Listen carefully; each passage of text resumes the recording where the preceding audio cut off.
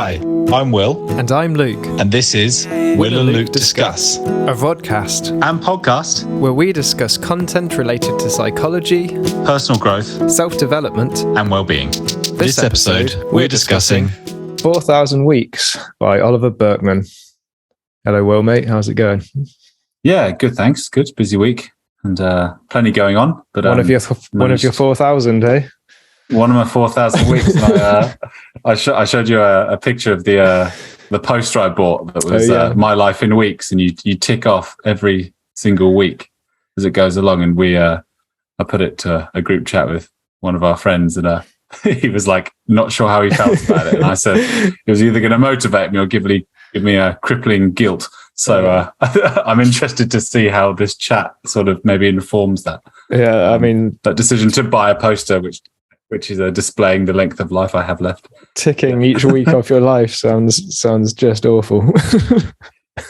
Yeah, that's the best case scenario of making it all the way to old age. I'm not sure, but hopefully this chat helps work through that. It was a bit of an impulse buy. No, I like it. I like I like playing with these ideas. It doesn't, seeing how they feel. I can see how it could be both either inspiring or depressing. Well, that's it, isn't it? With a lot of the books we cover as well, it's sort of like there's the ideas, but then there's the sort of philosophy around how to live out those ideas and how they apply to you, right? On a grander scale. Because I think if you took everything literally, it might not be as helpful as maybe capturing the spirit of what's been said in the books we read. Nice. Well, I think that's a nice segue, because this book is really about the spirit of a philosophy you carry with you. And we will explore some of his tips as well, but it's really an attitude shift. So I'll give a bit of a description of the book overall, and we'll dig in. So Oliver Burkeman, he's a British journalist and writer, seems to focus a lot on productivity and happiness from what I've seen. This book, 4,000 Weeks, published in 2021. It seems to be, I think the word you used was an antidote to some of the attitudes in time management systems. So I'm thinking getting things done, maybe building a second brain, that Tony Robbins program we did, all these things that try and make you use use your time well. This book tries to point out perhaps a risk in the perception of time we have that underpins all of that. Yeah. So it's in two parts: choosing to choose, and then beyond control. So I think the first part is, like, the way I framed it in my head is, how do we take control over the things that are most important to us? And and then the second part is more, how do we accept those things that are just out of our control without trying to cling to everything? That would do as my first pass. So what do you want to add to that, mate? Yeah, sure. I think it's I got to say just before we get going, I really loved his writing style and loved the way in which he communicated these ideas. And I think it's refreshing to hear someone sort of coming at this from an angle of, hey, stop for a second before you get so carried away with your productivity systems, thinking that you can do it all, that if only you had the right system that you'd be able to complete all the tasks and all the things in your life you wanted to do. He's kind of pushing back on that a little bit and saying that we'll never really truly be able to clear the debts, that the future isn't this kind of set point that you can work towards where everything's going to be settled. You'll have everything completed. You'll have the exact life you want. You'll be, smashing, the gym, work, your finances, relationships. Like you simply cannot do it all in one go. And he's saying that there is a freedom in letting go of the notion that you will be able to get to this fixed point in time when everything is kind of settled. And I guess he's reflecting on his time as a journalist. He had a productivity column in a newspaper where he would kind of present the latest productivity tips and tricks and life hacks that sort of kind of free up your time and give you, more time to get more done. And he found that that wasn't kind of working for him, and it just made him busier, more stressed, and enjoying life a whole lot less. So that's sort of my, I guess, summary of what I think he says this book is about. Yeah. And a lot of the book is, I use that word again, an antidote or a solution to this problem. So I thought I'd like to first really try and hone in of what is this problem, because the way he describes it, it's like we're so used to the way we perceive time that it becomes invisible. So basically the problem is that we've learnt to view time as a resource, like money, or like this objective thing that's somehow out there that we can spend well. And I really liked the image he used of like a conveyor belt going by with like units on this conveyor belt, like boxes, let's say. And like the way we view time is say like let's say we view each box as a week that's just passing us by. If we feel we get like a lot of decent stuff in that box and we feel good about ourselves, but then we can feel like we can waste that unit. If we don't get enough in there, we can waste time, we can spend it unwisely, and our self-worth ends up being really tied to how well or not we spend this resource. And he says that's we're so used to kind of viewing time that way that we don't realize it's just an abstraction that we do, that actually he goes on to like talk about medieval times before they had clocks and before there was like factory work, and like there wasn't this abstract measure of time. It's like people just worked with the environment and nature, so that, you know, they woke up when the sun rose, they milked the cows when the cows needed milking, they like harvest the crops when it was harvest time, and it wasn't done by a clock or a schedule. It was just the running of things. And that the more we've got away from that, and the more that we've abstracted time, the more that we see it as this this resource and this thing that we can try and make the most of for some abstract future point when we finally get everything done. And also that we can have, you know, kind of linking a bit to what we spoke about in The One Thing, that we can have multiple priorities running at any one time, and that we try and live as if we are limitless, and there's no limitations to our life, and if only we got things right, we would be able to kind of, you know, continue to live like that. But what I guess he's saying is that like that we are finite creatures, and we're better off accepting that. And I think, kind of linking to what you were saying, he's saying that this is a relatively modern notion of thinking about time.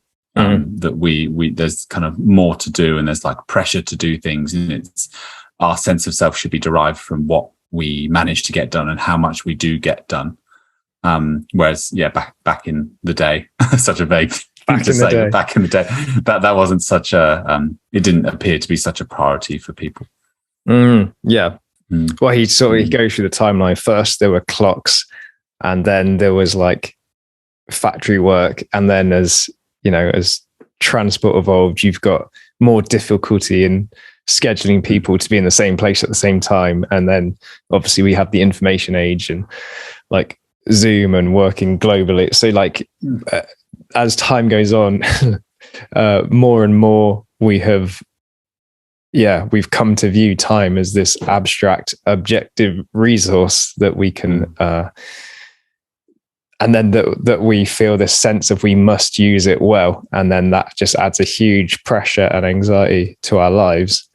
And it ends up with all these like ironic consequences, like the things that are most important to us seem like there's so much pressure to do them that we're so scared of them that we end up avoiding them and procrastinating and not working on the things that are most important to us.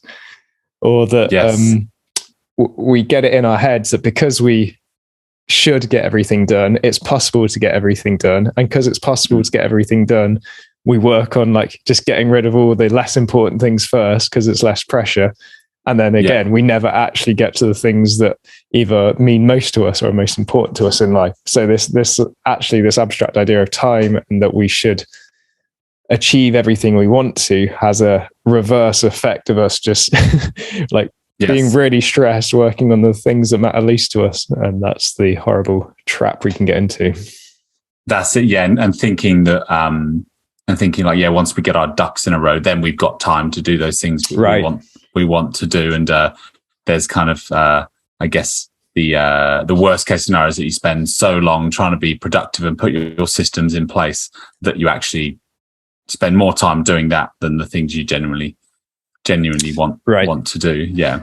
And so then he's kind of looking at all these time management systems that are out there. And he's saying that if they're fueled with this underpinning philosophy that time is this resource we should use wisely, then although there might be helpful tools in there, what they can end up doing is just have us more and more efficiently getting the wrong things done and actually piling more and more stress on and having us feel like,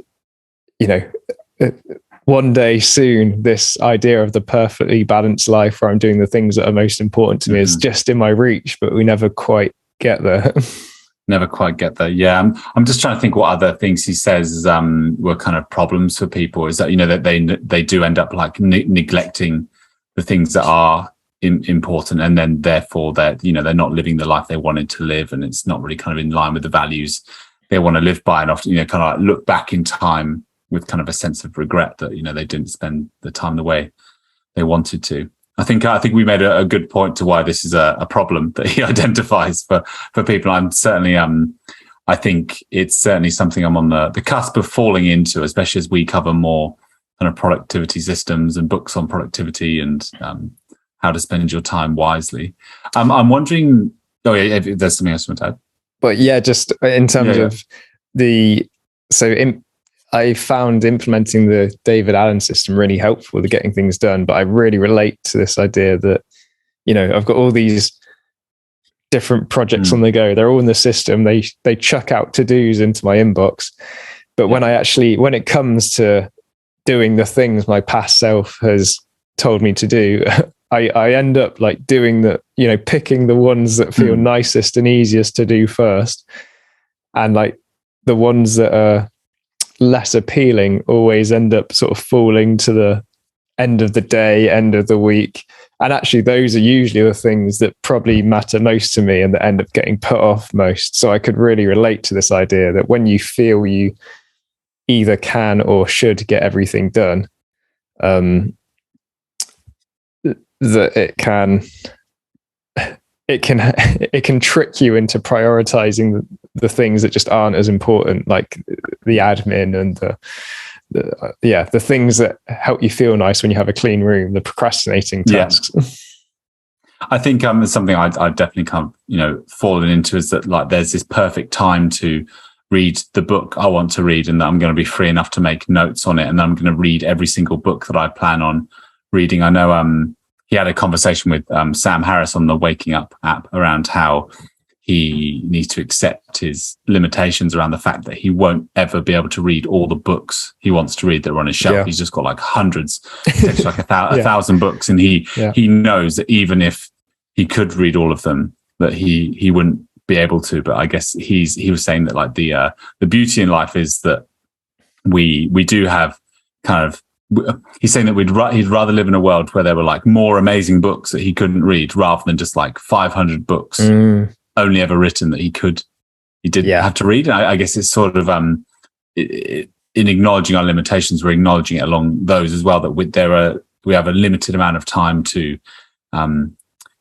take in the information we want to. We have limited amount of time with friends and family in this world. We have like we simply can't do anything, and kind of accepting the fact that we can't do that is freeing, rather than kind of like a depressing fact. And he says in the fact that I think this is a message we've read in other books, that the fact that we are able to choose, and we do choose, is a positive thing. Like we have to accept that. Not only what he's stressing is that it's not a simple matter of saying no to things you don't want to do. It's actually saying no to things you do want to do. And accepting the fact that you won't always get to do all the things in your life you would choose to do. Therefore, the things you do take on a whole new level of importance, because you've chosen them over things that are potentially as equally important, not just things you just have no interest in. Yeah. I think for a lot of conversations, we've spoken a bit about the ability to kind of like say no to other people or other requests or other areas of life that kind of like don't serve you. Yeah. But this kind of takes it a step further, that we have to say no to some really challenging things that we'd probably quite like to do, but we're not going to be able to do. Yeah, definitely. He calls it facing finitude. So yes, the idea that, well, what these time management systems generally secretly promise is a sort of immortality, where we can trick ourselves into this perpetually knocked forward future state where I will finally get there. I will finally be at this place where I'm in this Zen-like mode of doing everything I want, and I'll get all my projects done. And what we're avoiding is facing the fact that we're finite.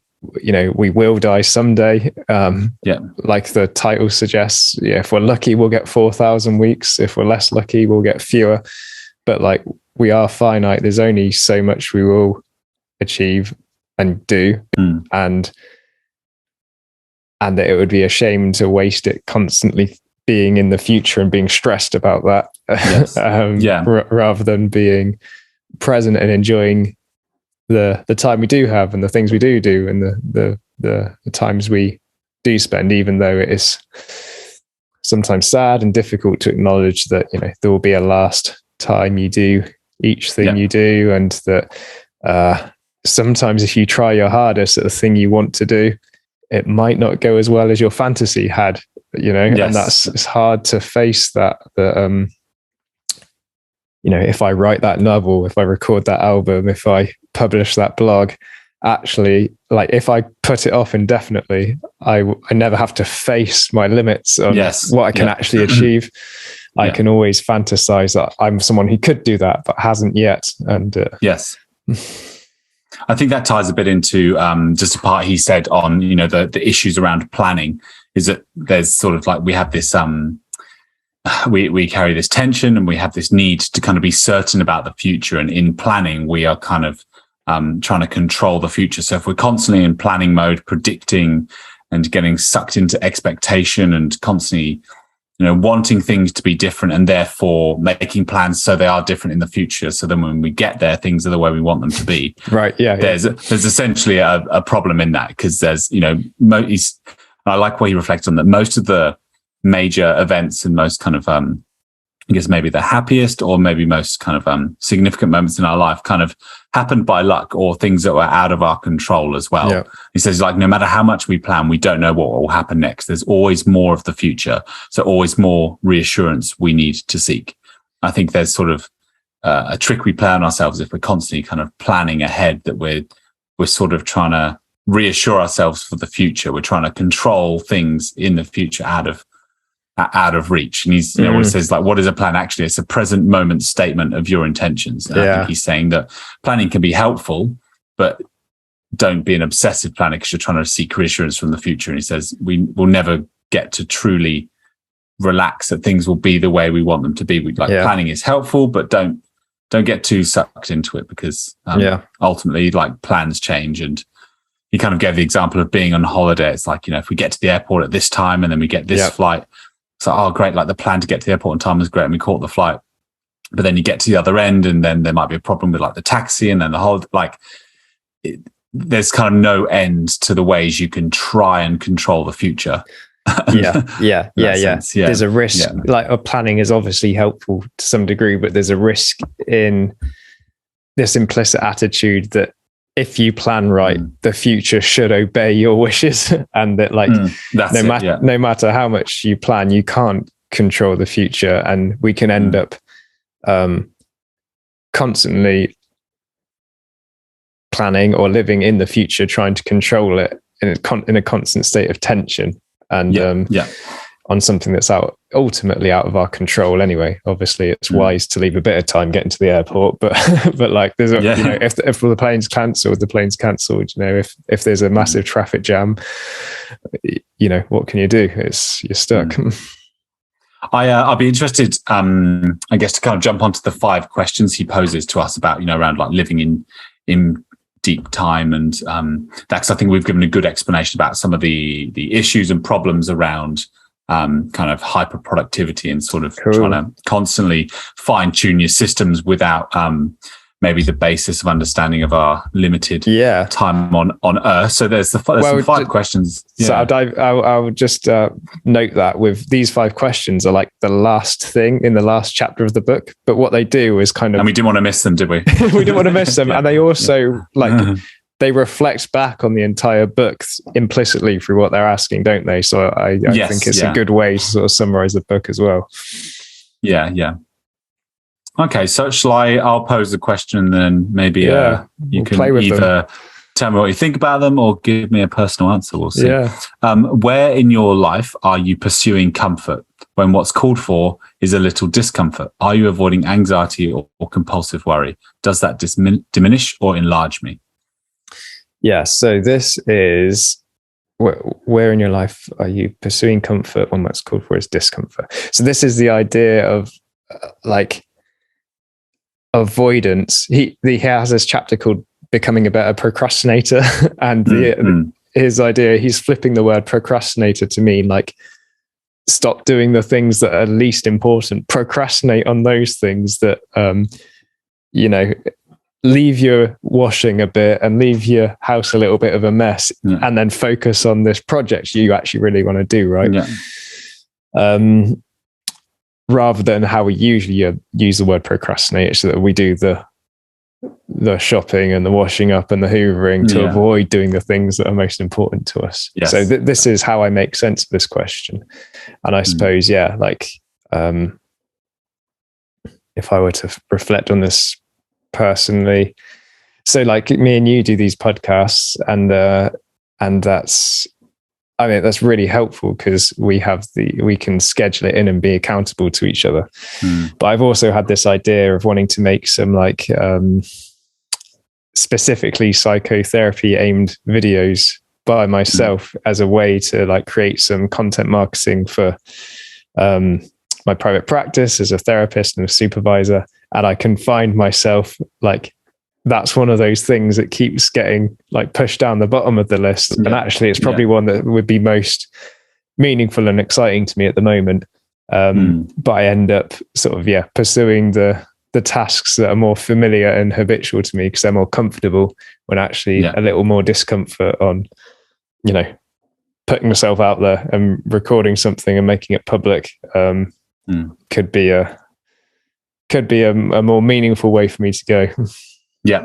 I think in the chapter on becoming a better procrastinator, he talks about, says, pay yourself first when it comes to time. So it says do the valuable things first. And, he also talks about, limiting work in progress as well. So kind of if you give yourself a set amount of time to do things, don't go over that. Set yourself a limit on how much you can do, because it's going to strengthen the muscle to come back to that activity again in the future. Well, this is where it kind of counters the getting things done philosophy, which is that you've got your list of goals and your list of tasks connected to those goals and your list of next projects. And actually, there's this idea in David Allen says, mind like water, we can be sort of Zen-like hopping between them all. Whereas this is saying actually, just put try and focus on very, very few things at one time, one, maybe 2 or 3 projects at once, but limit them, because the more you have going on, the more you'll just make tiny little steps in each of them. And the more you can use the easiest one as an excuse not to do the one you're most scared about or something like that. Yeah. It takes human psychology more into account, I think, doesn't it, this approach? Yes. Yeah. I like the bit he also says about resist the allure of middling priorities. So just sort of all those kind of average things that sort of aren't, I don't know, they're kind of not your greatest goals, but they're also not just small menial tasks. They just kind of sit somewhere in the middle, and then spending your day doing things that kind of take up a lot of time, but aren't actually serving a greater purpose for you. Or they're not about serving a greater purpose, but they're not how you'd want to be spending your time in an ideal world, the greatest way of spending your time.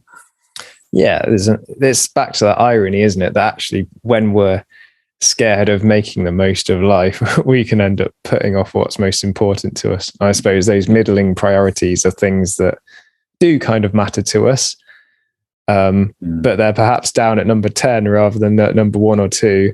And we can trick ourselves into doing those because, well, that's important to me. Like, I can tell myself that, and it is, but it can also be an excuse not to do number 1 or 2.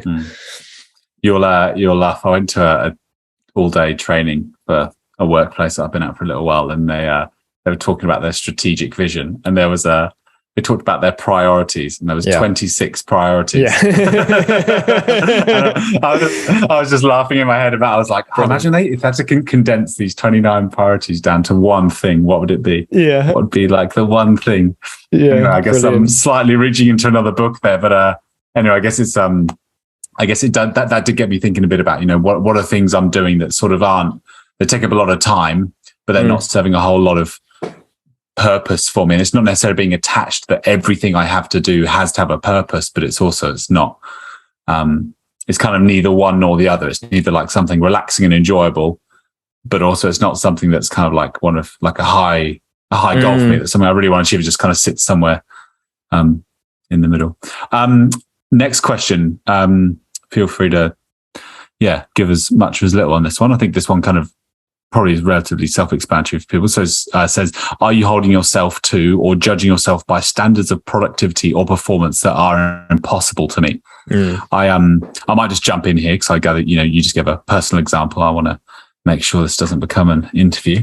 But I guess in that, I think I often want to excel in every single area of life at the same time. I think this definitely leans into something he says in the book about deciding what you're going to fail at. So like there are times where I want to kind of look at my Tony Robbins ultimate visions and my ultimate person. The ultimate person is like gym 6 times a week. Has got this like perfect morning routine. I'm like catching up with friends every single night.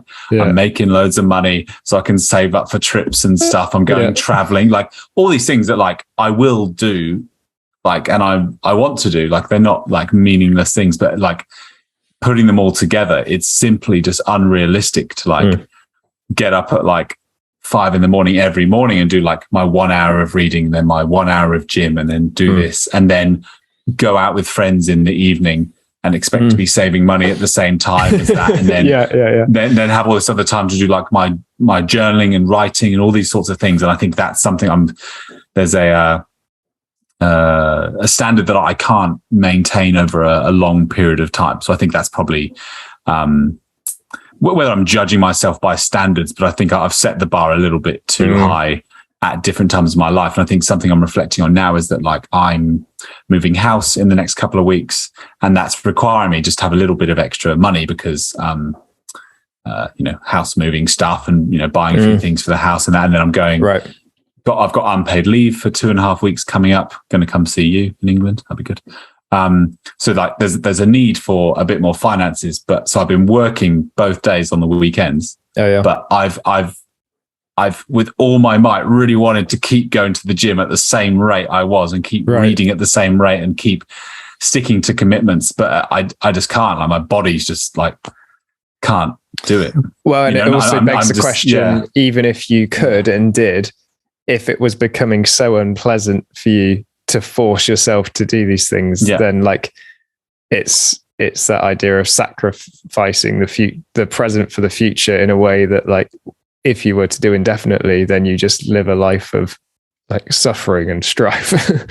Be ill. Just pushing it. So I think since listening to this book, it's got me reframing, going like, okay, actually for the next 4 weeks, I don't put so much pressure on myself to go to the gym as much as I normally would, or maybe I just I go for a shorter amount of time, or I just go 3 times a week instead of 6, or I go for a walk instead of like a run every morning. So I guess in that sense it's helped me sort of readjust my expectations of myself and what it means to be happy. Like I want to make sure that I'm like rested and capable of doing good work when I do go to work and being there for my partner when I come home, and I'm not just like completely tired and don't want to talk to anybody or, or like I had to, cancel the podcast last week because I was just too tired, so that's just, gets me thinking about, maybe it's the wrong word, but like balance, like one thing. And that's what he says in the one thing, like he says there's no such thing as balance. Yeah. Like one thing will inevitably take over and things go to the back seat, but you don't want certain things to go to the back seat for too long.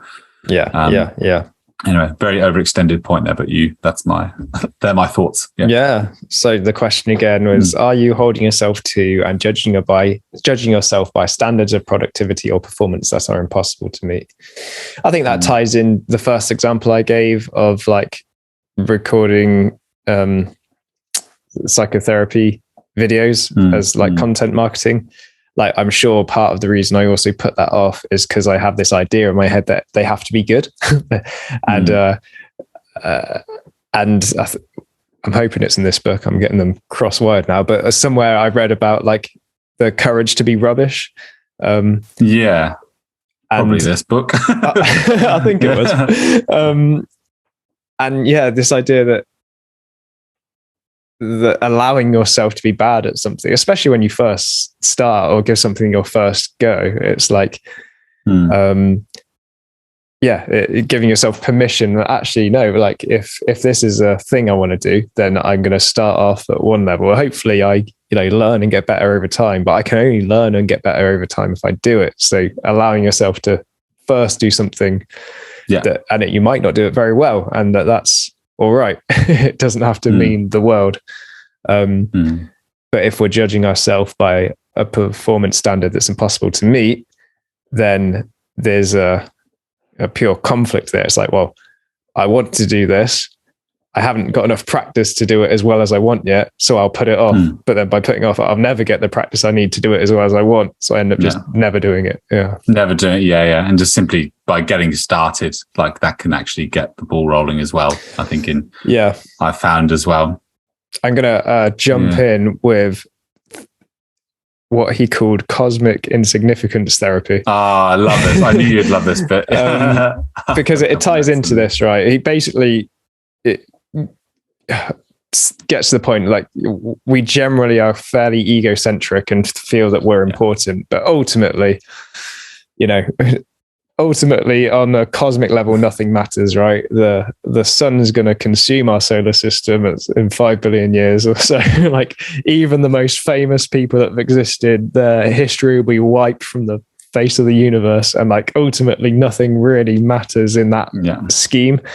And he says you can take that as a sort of personal therapy, that when you're putting this pressure on yourself for things to be so important and meaningful such that you're even putting them off, that actually when you realize how on some level ultimately nothing of like this really matters, it's like, well, then you just have more of, if you can really soak into that, you have this freedom to be like, well, it's, may as well just give life a crack then.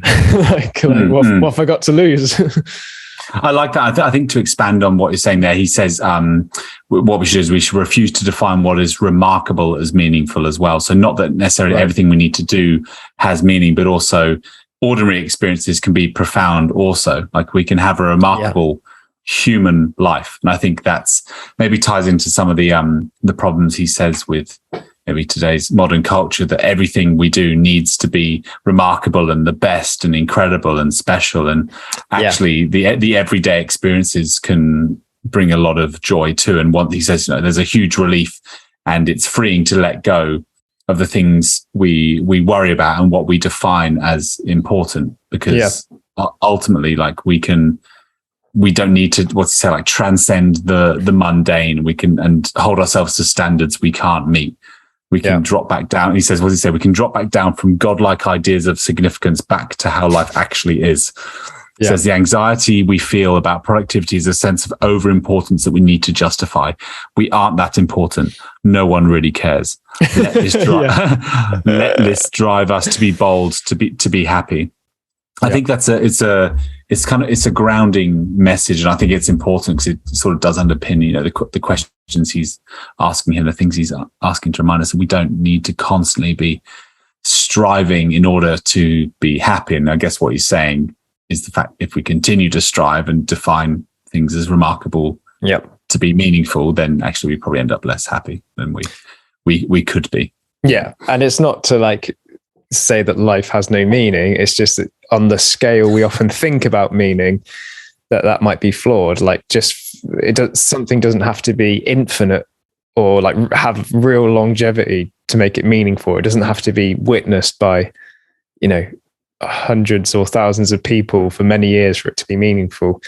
Like there's meaning in the finite. Like if this recording crashed and this was just a conversation between me and you and that was it, then like there's meaning right here and now in the fact that we're on the other sides of the planet having a chat with my mate. It's like there can be just meaning there in there right here and now. It doesn't have to be this thing that lasts forever or something, some legacy. That's funny you said that, because that was a point I was going to make. This podcast exactly that it doesn't have to. I think maybe this tied into another point he makes around that things we do don't have to serve a future purpose always. Like they can be for the sake of themselves. And then there's I like this chapter. Rediscovering rest, I think he called. In rediscovering rest, I guess I like how these questions are sort of like a springboard for us to kind of get into these topics. So good idea. But I think that's something that stood out to me for sure, is that we don't need to do everything for the sake of a future a future person we imagine ourselves to be. So I think that's like this podcast is a perfect example of that, is that like we know if we just did this, it would feel like a good use of time, even if the recording stopped or crashed or whatever, we didn't get to upload it. So that chapter he talked about how like we can end up, this attitude can end up seeping even into our leisure time, where we feel like if we take up a sport or an instrument, we have to start being productive. We have to practice. We have to get better. We have to improve. We have to meet targets. We have to download, Strava for our running or our cycling, and like constantly turning leisure time into productivity. And he talks about activities which, they're truly leisure when they serve no purpose. And my favorite was he talked about that Rod Stewart spent 20 years building this modelled train set, which it was like a fantasy train set that was like a cross between New York and Chicago that he made up, and that he would take it on tour with him and sort of paint his model trains after his concerts. I just thought that was brilliant. Like, He also talked about this woman who she'd been surfing for like 5 years and was yet to catch her first wave, but she just enjoyed it. She enjoyed it anyway. She just liked being out in the water. And it's I think hiking was another example where ultimately the goal is to get back to where you started, and if you wanted to achieve that as efficiently as possible, you just wouldn't leave. You wouldn't go on the walk in the first place, would you? I like that. I think it. I guess it maybe even I was watching the football the other night, and I just sort of like allowed myself to watch the football without feeling like I was wasting time, or like I knew this was like a recharging thing, and I just could like enjoy it for its sake. And it's okay to get like a little bit like just lost in something that doesn't feel particularly productive or like doesn't really serve much of a purpose. I think building more of that time into life, I think there's probably limits to that, where like I felt like I am genuinely wasting time. And then sort of, I guess like it can go too far the other way, where you just don't allow yourself to like, even calling it wasting time is critical, because it's a great use of your time to like recharge. And then when you go back to the activities you do want to do, you often feel a bit more sort of motivated to get back into them, I suppose. Well, the idea of wasting time falls right back into that perception that time is this resource that you can spend. Yeah, I'm glad you could correct me on that one. Well, it's pervasive. I wrote down a few of those phrases. What did he have? Getting through something. I can't wait to get through this week, or getting this out the way. I can't wait to get this week done. Yeah, it's these phrases you have of getting rid of time. That's the language people use, isn't it? It's interesting. Like, and it's kind of ingrained into culture that, you know, kind of we talk about like, wasting time, how we use time. We're running out of time. There's not enough time. Not enough time. It's going by quickly. I think just to close off this one, it actually relates to the final question. How would you spend your days differently if you didn't care so much about watching your action reach fruition? Right. Speaks for itself. There's one final question out of these, I think, that might springboard into other conversations. But in which areas of life are you still holding back until you feel like you know what you're doing? And I've written up to this: don't wait, we're all winging it. Oh yeah. I think the winging it part being like, did you talk about people in kind of?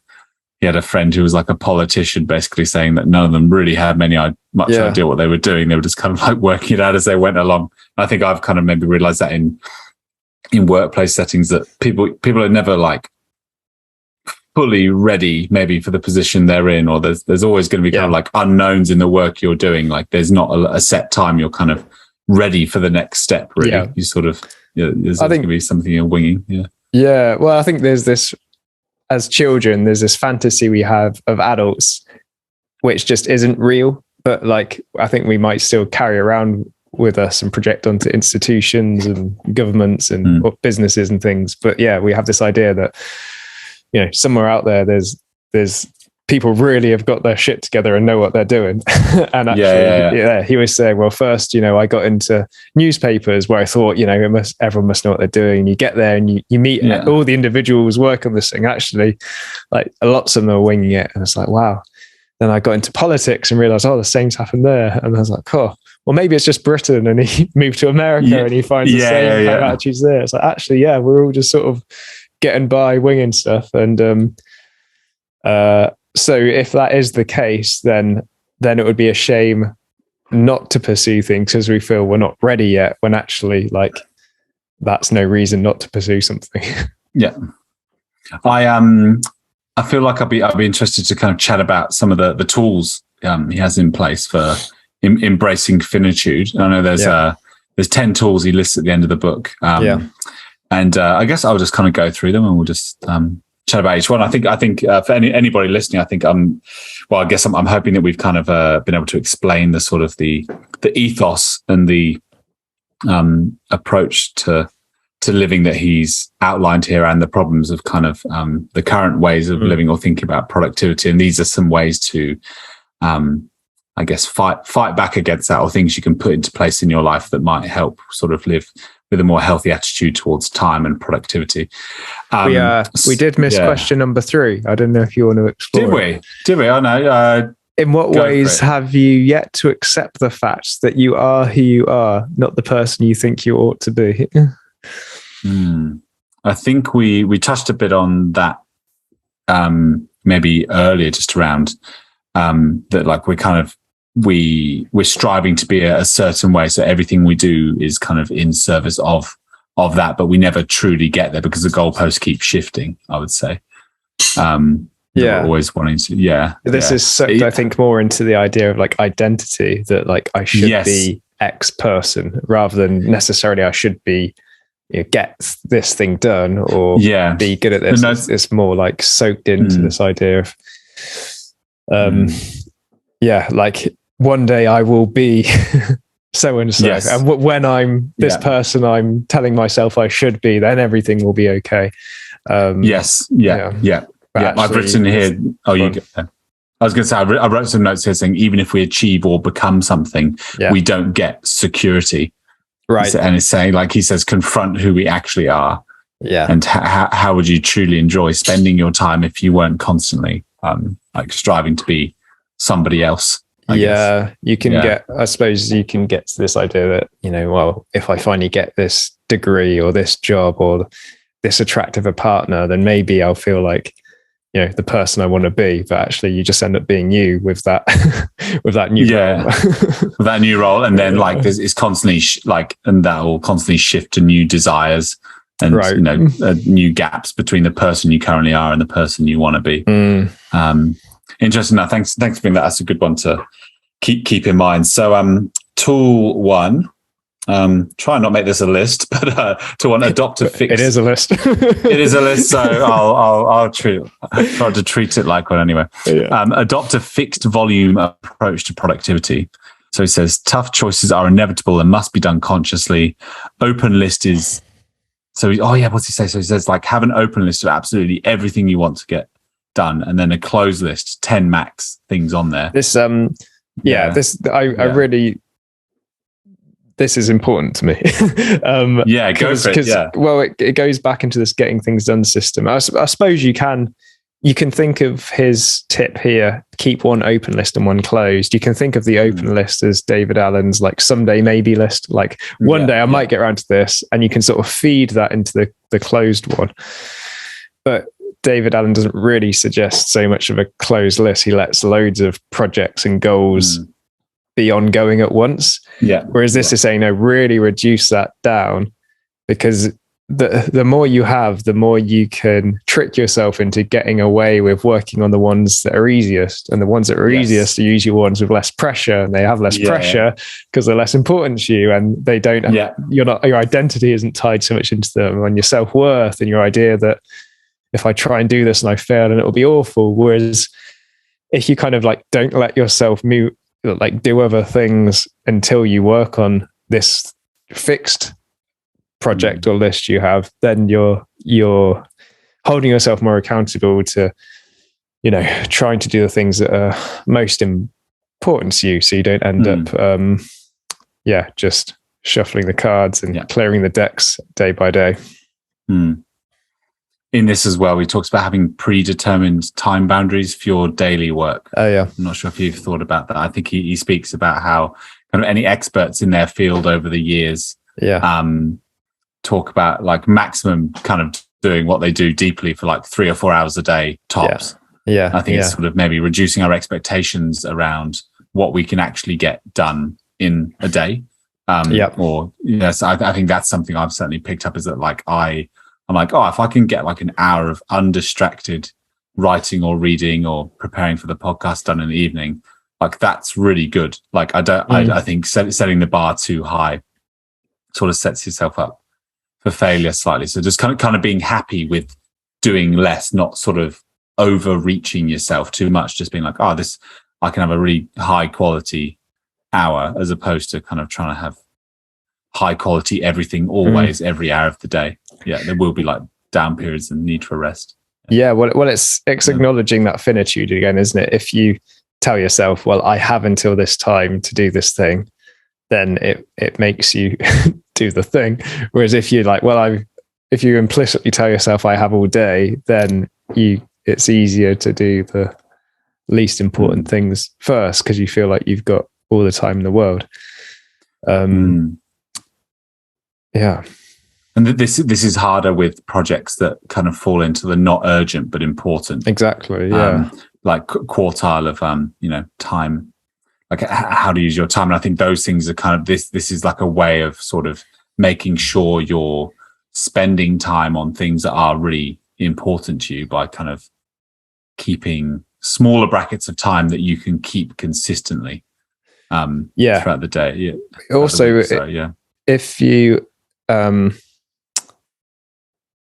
if you just continue to do something until you're either like exhausted or crash, then you're conditioning yourself to find that thing really unpleasant.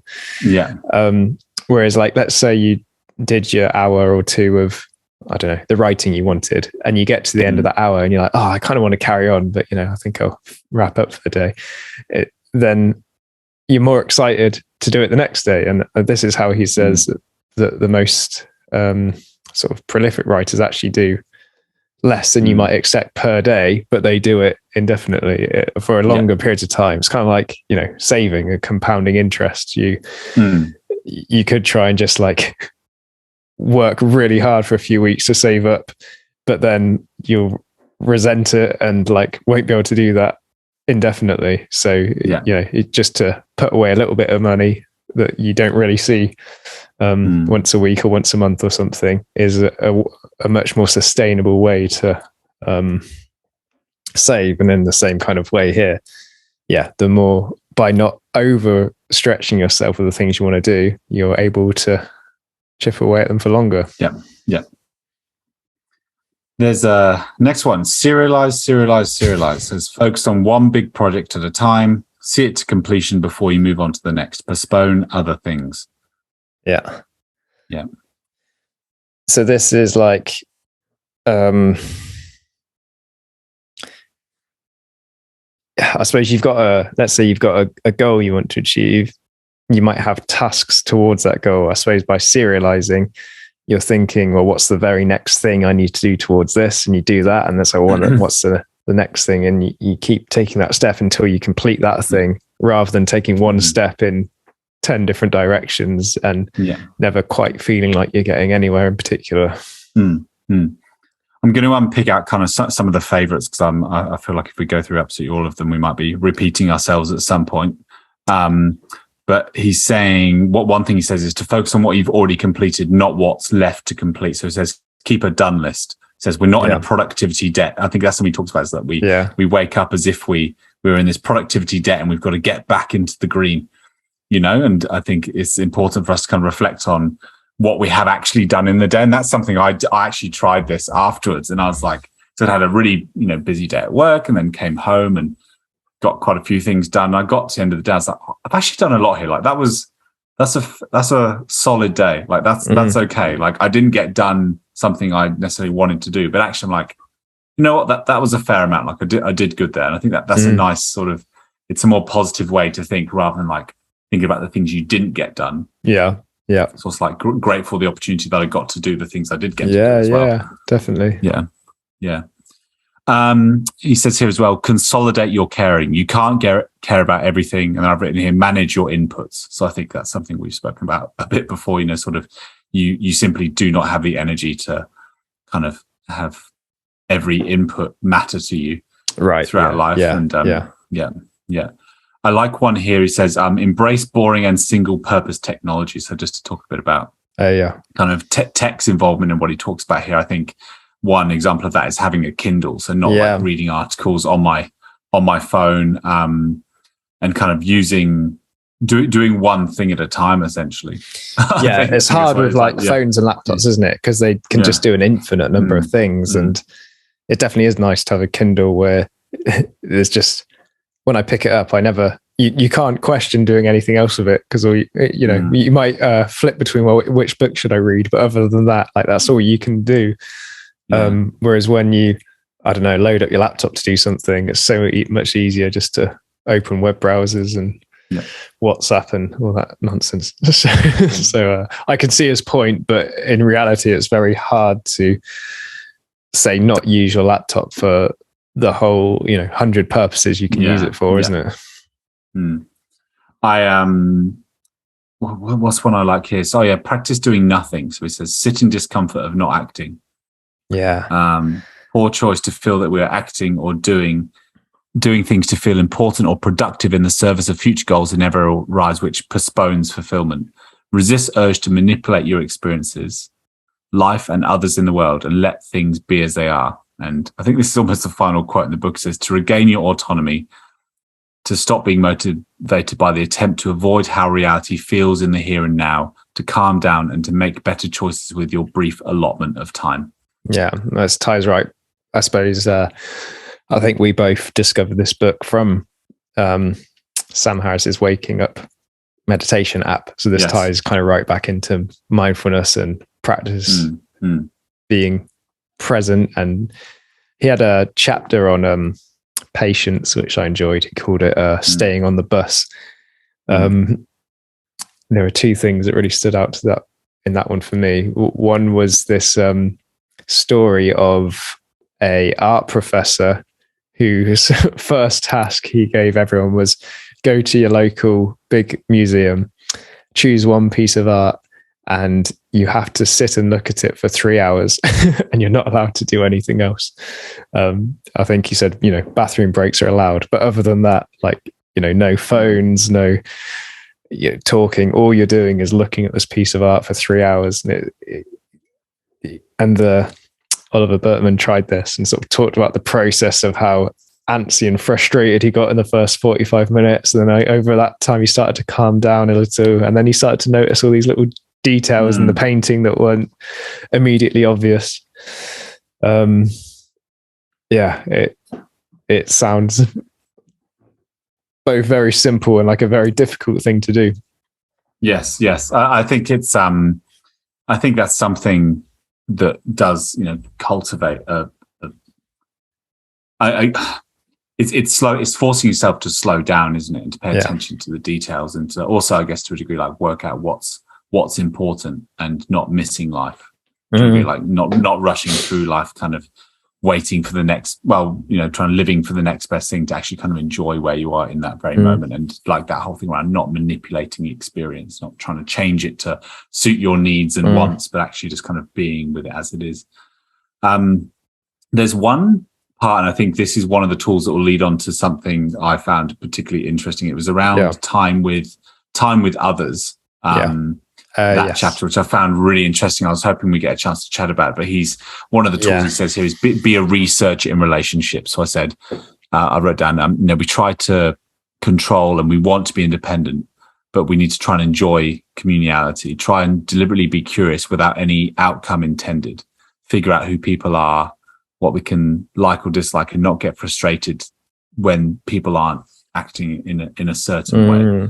So this is sort of an antidote to when you try and find yourself frustrated and trying to control the way people are to fit your desires. Is like, a way to accept reality and even enjoy it, perhaps, is to, rather than thinking about how you want them to be different, just learn to be curious about the way people are. Instead. Yeah. And I think I'll be really interested to know what you think about this, because I think there's been maybe in the last book I was expressing some, whether it's like stubbornness or some sort of enjoyment out of being quite guarded with my time and not being distracted, whether that's in kind of like a social sense or a work sense. And kind of he's saying, other people are always impinging on our time, and we want to be in full control and no one else can impact our time. And we like hoard time to ourselves as if no one can kind of like impinge on it. And he says that we want total freedom from people distracting us. But I think he's saying that life is as much about kind of obviously making time for yourself to do the things you want, but also accepting the fact that like there are collective rhythms, and like time is to be enjoyed with other people, and it's good to be on other people's schedules sometimes. Example by kind of like group team sport where everyone turns up at 6:00 on a Tuesday night to play indoor football. I think it was a good reminder for me that like I think I'd maybe gotten a bit too narrow in like, right, here's my morning routine when I go to work, here's the things I want to get done, and I don't want anyone to impinge on that time, and this is my time. But like there's kind of there's a joy in not being so individualistic and just getting so narrow focused. I'm curious whether you had any thoughts on that, because this is a chapter that kind of really stood out to me and sort of reminded me to sort of just be like, it is okay if someone kind of goes over a plan you had. Maybe you had a plan to kind of like read this specific chapter that night, but someone tells you, like, do you want to go out for dinner? And if you say no because you're being stubborn, then you might be missing out a really genuine chance to have a nice connection with that person or something. Yeah. So there are, like, I suppose you can think of both extremes. The one word, I suppose, inclined towards in the modern day with these time management systems is, like you say, trying to give yourself as much freedom as possible. We want time off. We want remote working.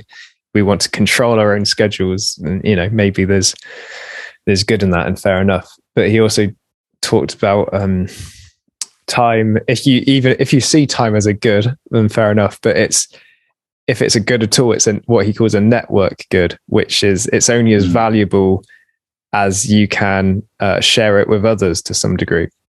So a really poignant example was that in the Soviet Union, they tried to employ this a 5-day week.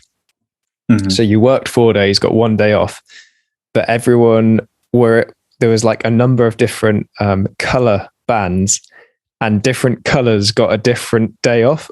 So if you were red, let's say your day off was Monday, and if you were green, your day off was Tuesday. It's like, well, if me and you were red and green, we'd never have the same day off. So the idea would be that, well, all the factories could keep running every day. Every shop could be open all the time because someone's always there to work them. And everyone gets actually more time off overall. But if you never get that group sense of we're all off together, or we have a public holiday, like this is Christmas that we all spend together, or this is the summer holiday, or this is our family vacation or whatever.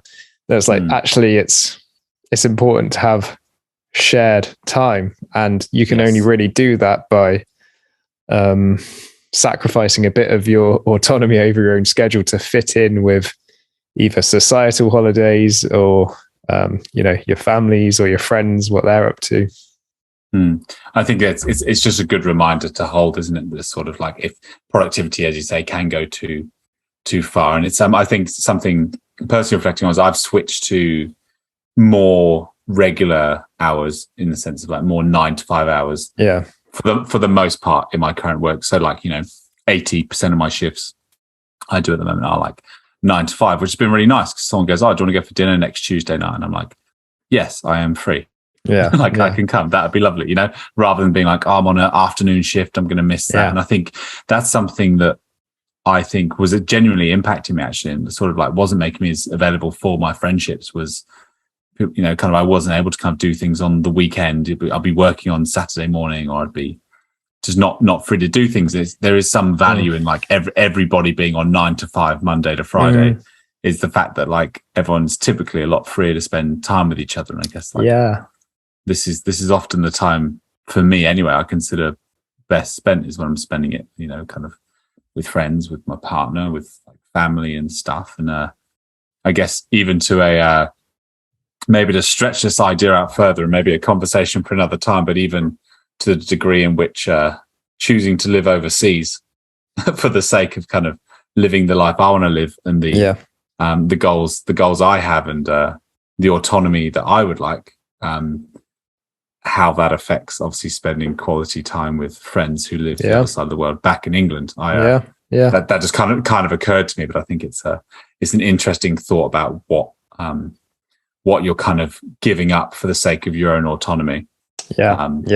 Sometimes. Well, he titles this chapter "The Loneliness of the Digital Nomad."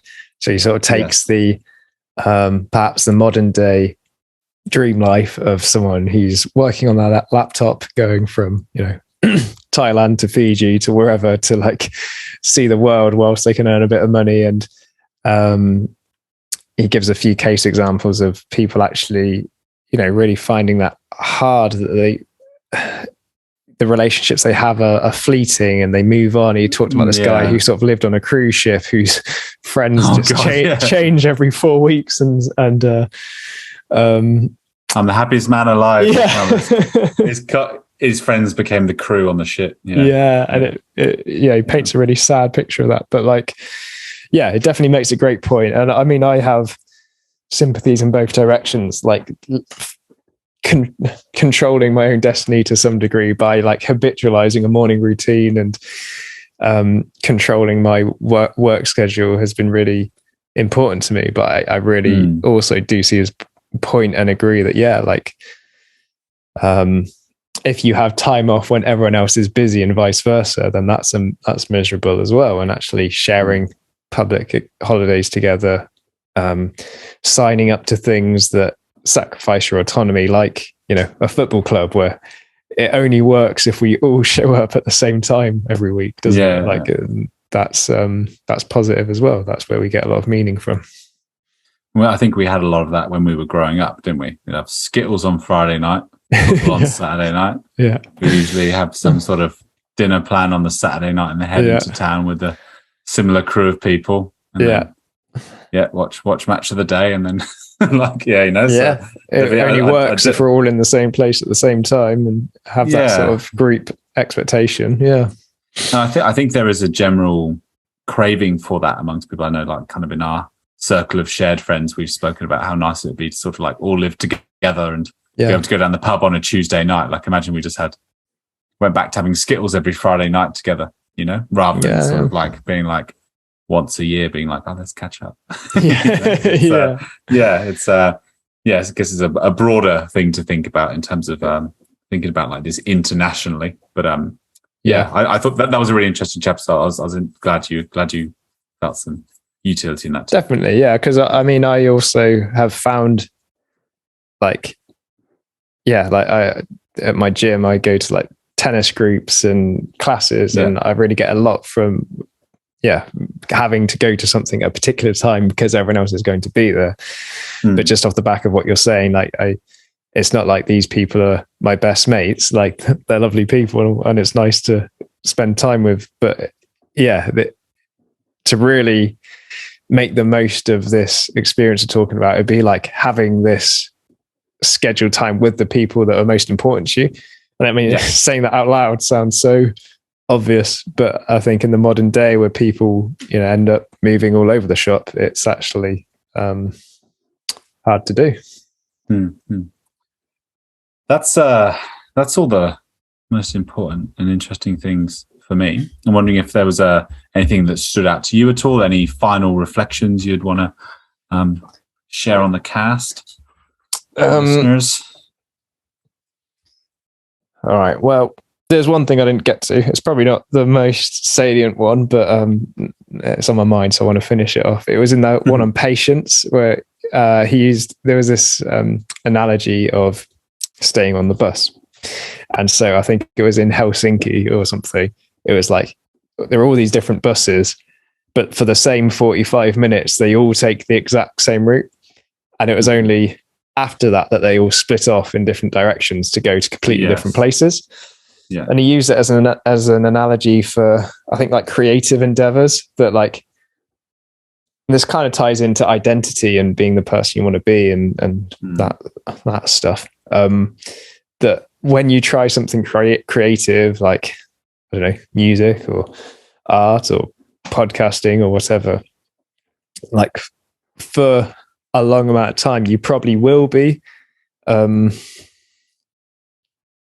not original. You'll be like kind of copying things that you like, and copying styles, and maybe won't be as good as you want to be.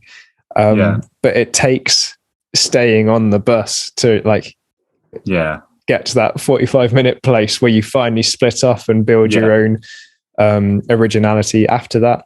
And so it's kind of a lesson on patience, that it's okay to spend, to throw yourself into something creative and not feel, like you're particularly good or original for a long time before you finally get to the other side of that. Yeah, nice. It's a good point. It's also sort of can take the pressure off trying to be different, and also like what it might do to sort of kind of learning the basics and getting the miles in, or kind of stunting like the natural progress you might have on something if you just kind of like just went with it and were willing to sort of do it the way it's been done for years before.